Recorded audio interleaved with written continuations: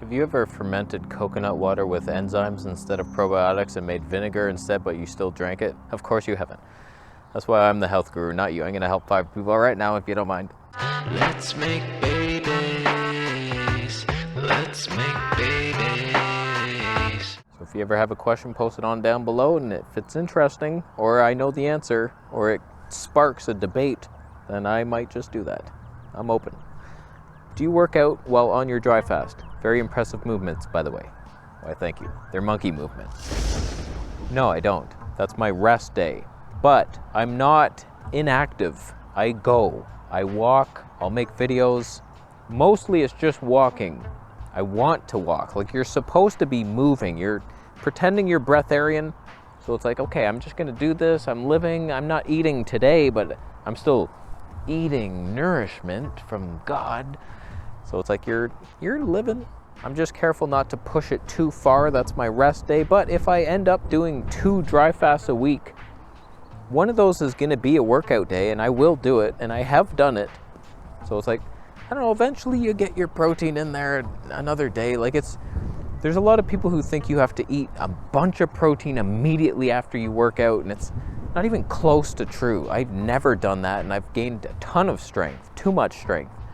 Like, there's advantages, hormonal adaptations to just like, I don't need the protein yet. And then you're getting breatharian nitrogen from the air, and then you get your protein eventually. It's like, oh, okay.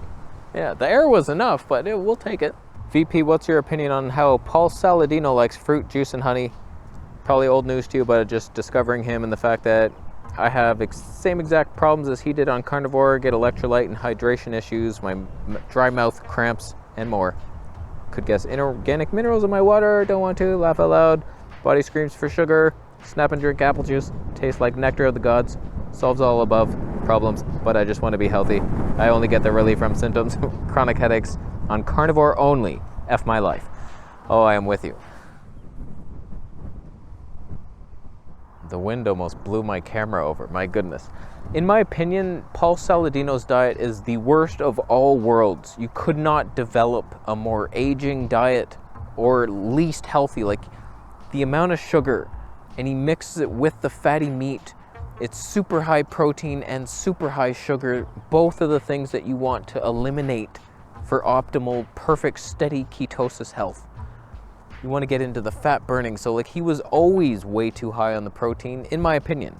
I've just discovered this. So like, it takes a lot of experimentation to work through it. And as men, we want to build muscle. You're not a man by the looks of it. You're an woman character, but whatever. You could be a man.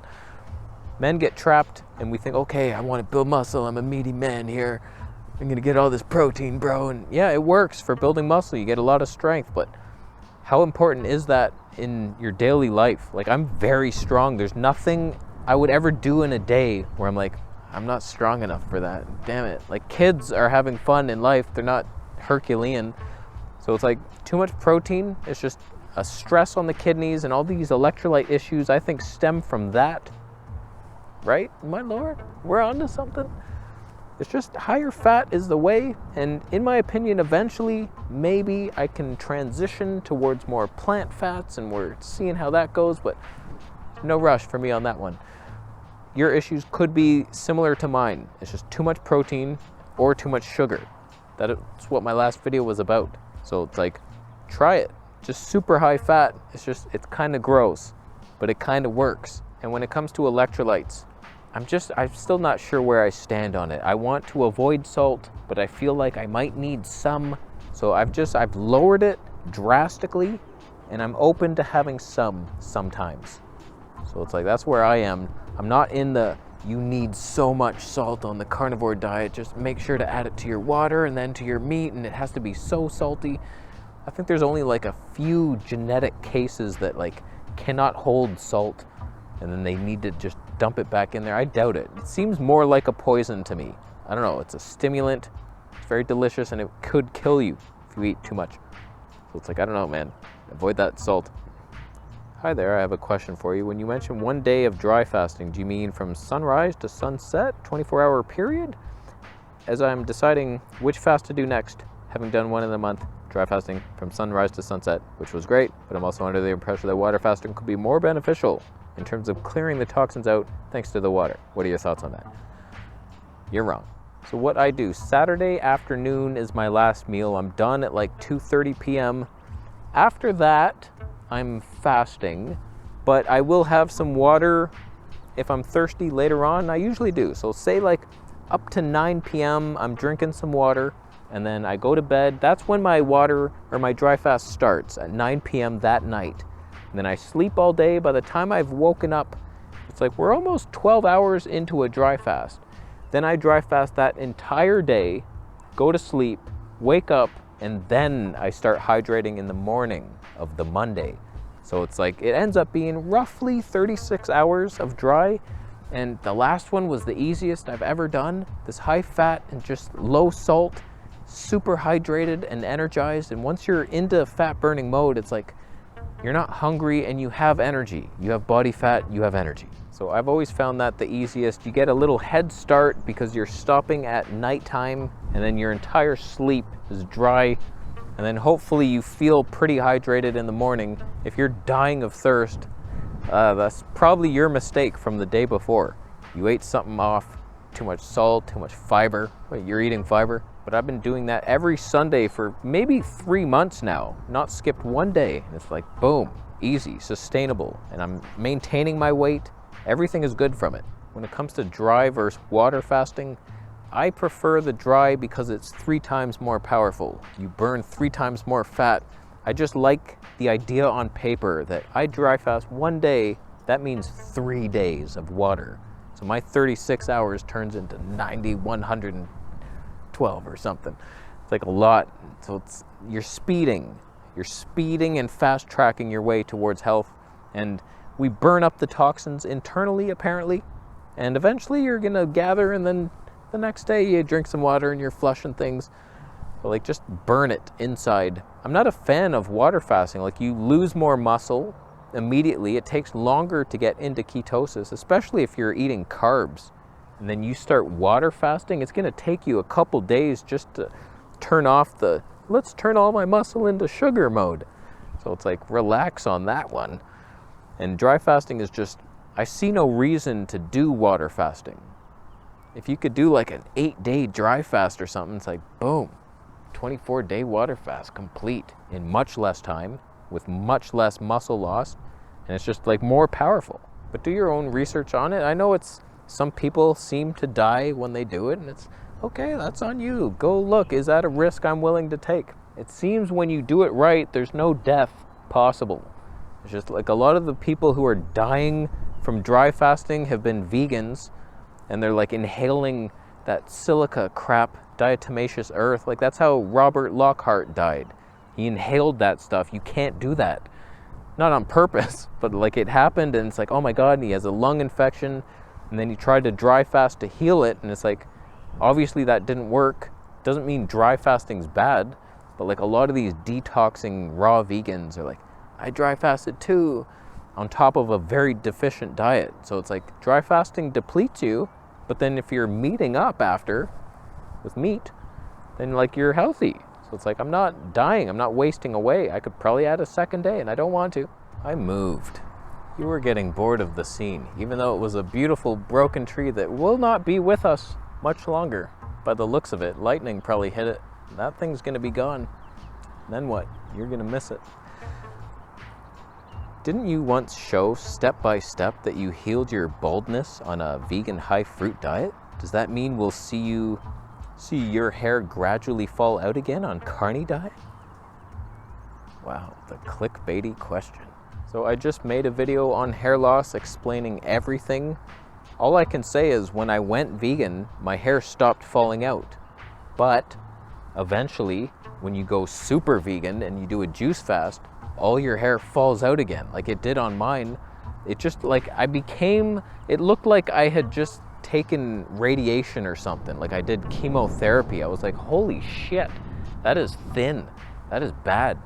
And my hair has always been thickest on carnivore, so it's just, my theory was fruit juice boosted circulation and my hair grew back.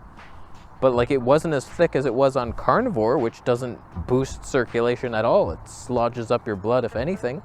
And I'm theorizing that it was the super high protein that did it. And now I'm doing like lower protein carnivore. Is my hair gonna fall out again? I don't know. But like the thickest it ever was in Thailand, when I was getting all these head massages, vigorous head massages, and super high protein carnivore. But like my health wasn't perfect there. Just because you have thick hair and you're exhausted all the time and your skin is bad, is that worth it? So like that's what I've kind of been through over this past like 15 years. I'm feeling one symptom, and so I do something to correct that, but then another thing goes haywire. It's like, okay, my digestion's bad, let's go juice fast. Okay, no pain, no fiber, but then my skin's bad and oh, I can't digest anything. Okay, we'll go high fat. Okay, cool, the skin calmed down. Oh, now I can't poo. Okay, well, it's tough to get all the pillars aligned, but I feel like high fat keto is going to do that. So far it's doing it. So I'm just trying to look back at what happened in my life and what can we glean from that. Because I've made a lot of wrong conclusions in the past, and now I'm keeping a food journal and it's very clear now. Everything is like, okay, that week, at the end of every week, I analyze it. Like, how did I feel? And then try to make notes. Like, what did I learn that week? And what are we gonna do better this week? And that's how we learn. So like, will my hair fall out on this plan? If it is, then okay, you need the higher protein. It actually does work. But like, we're all very different. There's so many bald carnivores and fruitarians. So it's part of it's genetic. I don't know. Like, there's some people who are never getting their hair back. I'm so sorry. Like Bart K, you're bald forever. Eli, free melon sauce is never gonna happen for you. I'm sorry. This information is useless. I don't know why. Just like my hair seems to be thick, and it was thin at times, and it comes back, and then it goes away again. I don't know the answers, but it seems to be carny. Lowers inflammation, because I would get itchy scalp on the carbs, and it's like, ow, and I'm getting big bumps on my head. So like that inflammation is gone, and then I'm getting nutrients from the meat. It's like, okay, we can build hair now. We have enough protein, we have enough everything, cool. So I don't know the answers, I'm just sharing the journey with you, and if I get things wrong, I'm so sorry. I'm not sorry at all. What was that? A butterfly just like buzzed by my head. I moved again, as you may have noticed. Why does the screen look so dark? Come on, Nikon. Last question here. Any chance you can talk about anhedonia or PSSD, post-SSRI sexual dysfunction? Like any nutritional tips? I don't know what that is. All I know is sex is fun, but you shouldn't do it too often, and you shouldn't think about it too often. That's a good place. So like, you're already very spiritual because of this illness. Just remember that. Because like, the more you save your seed, the better off longevity-wise and God-wise. He's like, good for you, young man. But obviously you'd like the function back, and this is why I'm not a fan of pharmaceutical medications. They have a lot of side effects, and like, oh, I'm fixing this symptom over here. Whoops. Oh, sorry, I caused 3 more. But don't worry, I have 3 pills for each of those things. Those cause 9 more. But then you just cut out your colon. And then I can turn your liver into your colon now. That'll come. I can't believe how windy it is. God is happy that I'm up here, or is this bad advice, my lord? So in my opinion, if I wanted to get sexual function back and I had lost it, I would be on super high fat, high cholesterol. You're building hormones. All your hormones are built from the bone blocks. That wasn't the word. The building blocks are cholesterol and fat, and some amino acids. Those don't hurt. So like, you're doing carnivore keto type of thing, and then boom. Those are what most of the carnivore doctors are doing for fertility. It's just like, focus on that, and then you'll come back. I've just noticed it. When I went even high-fat vegan, I noticed stronger. It was like, oh, there's that. So like, don't flop dick your way through life on a fruitarian diet. So in my opinion, you kind of want to ease off whatever pharmaceuticals you took. Work with your doctor. He's the professional one that tried to kill you in the first place. So go ask for his help to unkill you, and then get the diet right and do some detox, do some fasting. I know fasting is not the ideal thing for like highest sexual performance, but it will clean your body, and then as you refeed, that's the sexual performance foods, and you're good to go. I don't have all the answers at all. I don't know what supplements. It's not something I think about much. It's like, it works, everything's good, so it's never bothered me. I've noticed some fluctuations in sexual desire, like fruitarian. When I did the juice fast, for the first like month, I was super horny, and then it tanked off a cliff, so I don't know what that was. I think my body was just like, you better make a human because you're gonna die soon. Let's make a baby and then we're done with him. We'll do Vegetable Police second version and his baby will do much better. We're done with him. And then I didn't die and I continued on, and that was good.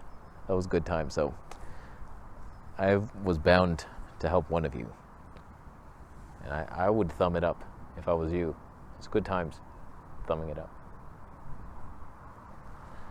If you thumb down the video, you do realize it's because you just made a salad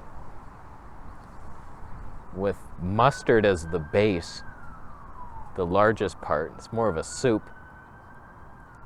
Raccoon fur. Beetle shells for the zinc. It's a solid plan. If you eat crickets and you're happy and you own nothing, you're probably rich in here. And that's what they meant for us. They don't want us starving as third world people while they're in their mansions underground with the magnet trains. What's on me? Leave. I'll leave. How you doing? Subscribe for more videos. See you next.